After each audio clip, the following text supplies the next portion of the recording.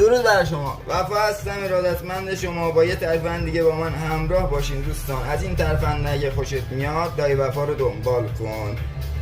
بریم برات یاد بدم. یه سنباده کاغذی 600 800 هزار فرق نمیکنه، میاریم میبریم به این ابعاد و خروجی کارت میشه این.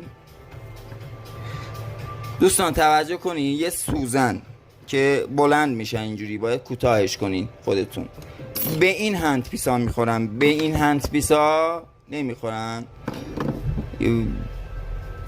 و به این صورت